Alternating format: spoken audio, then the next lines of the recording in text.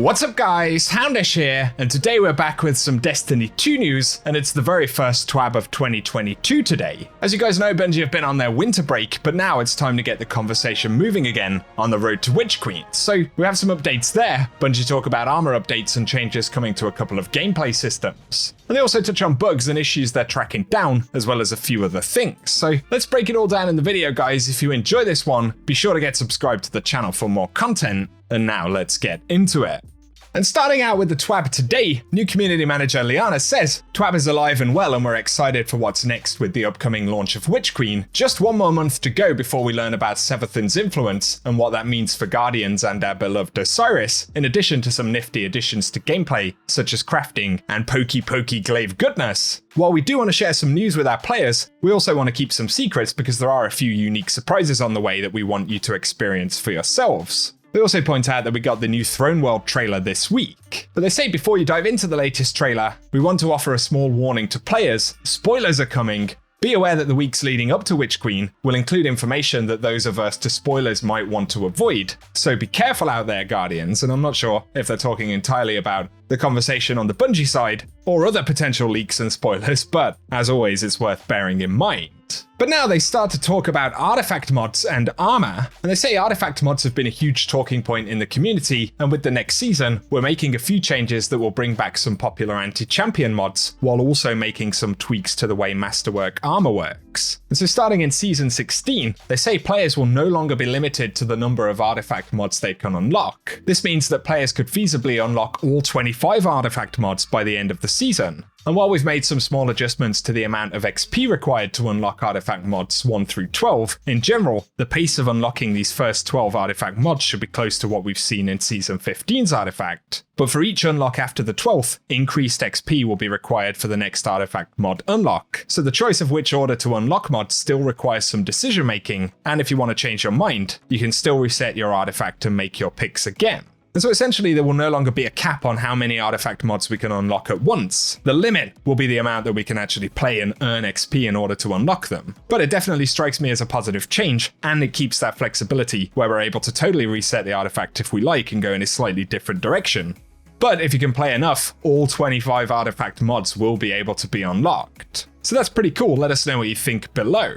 But they say when it comes to the artifact mods themselves, we're bringing back a few perennial favourite anti-champion mods, including anti-barrier scout rifles and bows. And we've done some work to make disrupting an overload champion, which can be done this season with auto rifles and SMGs, more reliable than in previous seasons. But we'll also be highlighting the new Glaive weapon archetype coming in Witch Queen through a variety of artifact mods, including an option to make your Glaive the solution to unstoppable champions. And we have a few new artifact mods that will enhance some of the new weapon perks. So that's pretty cool right there. We're going to have quite a few more options, including unstoppable Glaive mods, so that'll be neat. And next they say to take a little bit of pressure off your vault space, we're also making some adjustments to the way Masterwork armors work. And starting with Witch Queen, we'll be able to change the energy type of a fully Masterworked piece of armor for a much reduced cost. And a fully Masterworked piece of legendary armor can be changed to another energy type for the cost of 10,000 glimmer and 1 upgrade module, while a fully Masterworked piece of exotic armor can be changed to another energy type for the cost of 20,000 glimmer and 1 upgrade module. But the costs for changing an armor's energy type before it's masterworked will remain unchanged.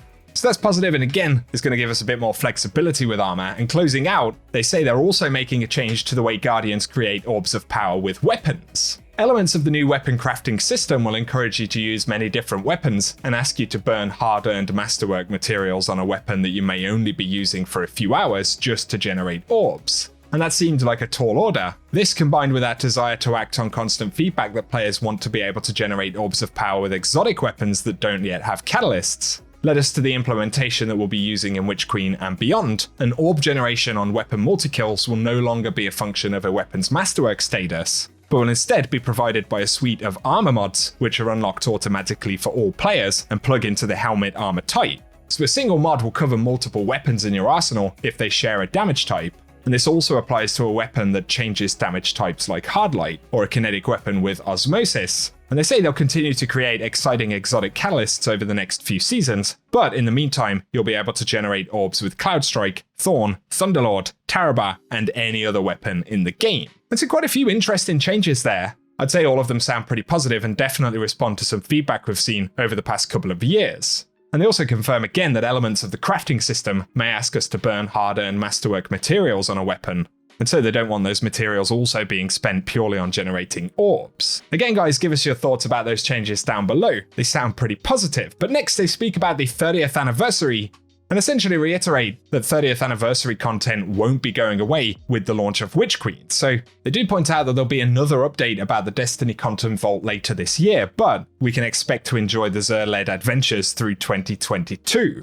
And that will apply to all free and paid 30th anniversary content, so it's not going to be hitting the vault anytime soon. And once again, Bungie did update the Destiny Content Vault guide with some information about activities and content which will be going away, so that's something that I'll link in the description box below. We've spoken about this one on the channel already as well, but they also point out the new emblem that players will be able to earn in memory of veteran players jumping in and helping out new lights trapped in the Dares of Eternity activity. But in terms of the actual requirement, we need to play rounds of Dares of Eternity before the 18th of January, and will be granted this emblem at a later date. But also in the TWAB they say we will have more to share over the next couple of weeks, including more on Gambit, weapon crafting, and a few other goodies that we can't wait to show off. And as we've discussed, of course, the conversation about Destiny 2 and Witch Queen will start to ramp up as we approach February.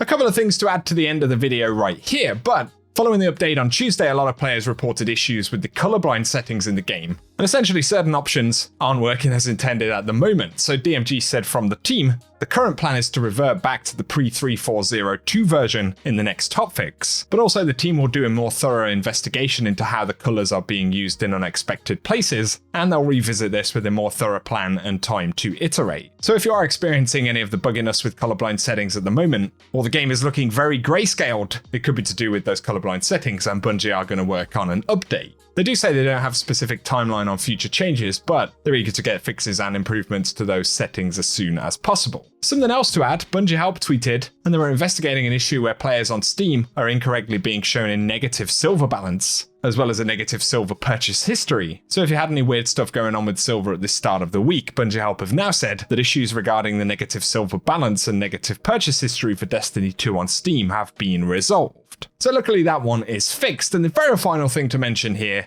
is for Prime Gaming this month, and there are new Destiny 2 items if you're signed up for Prime Gaming via Amazon Prime. I'll link the page below if you want to check out more details on how to do that, but featured this month we have the Pyrrhic Victory emote, as well as the Hissing Silence shell, another inspired idea Sparrow, and the Astera Blade ship.